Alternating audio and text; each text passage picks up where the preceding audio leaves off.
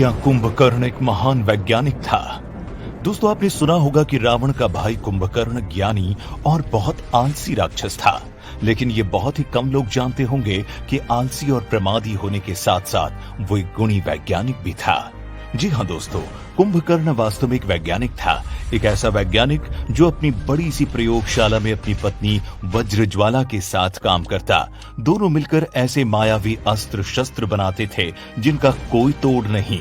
ये प्रयोगशाला किष्किंधा के दक्षिण में एक गुफा में बनी हुई थी, जिस वजह से कोई भी इसको देख नहीं पाता।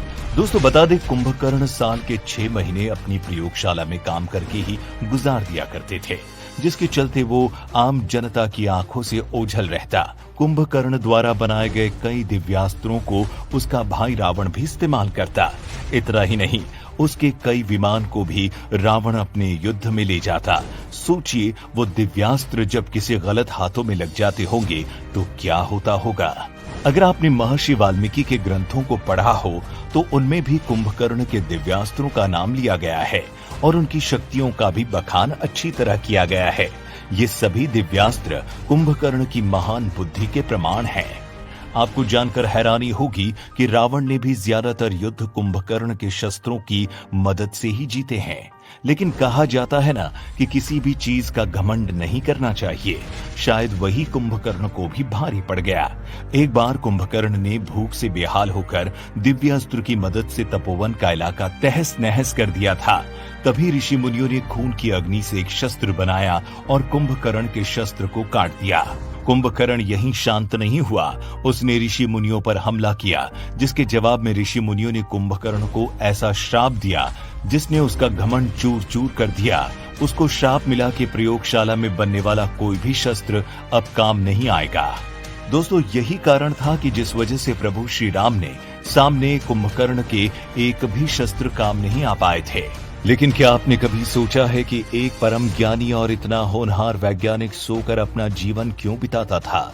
बता दें, कुंभकर्ण की इस लंबी नींद के पीछे एक कथा है। कथा के अनुसार ब्रह्मा जी और सरस्वती माता इस बात से पहले ही वाकिफ थे कि अगर कुंभकर्ण जागता रहा तो धरती का विनाश होकर रहेगा।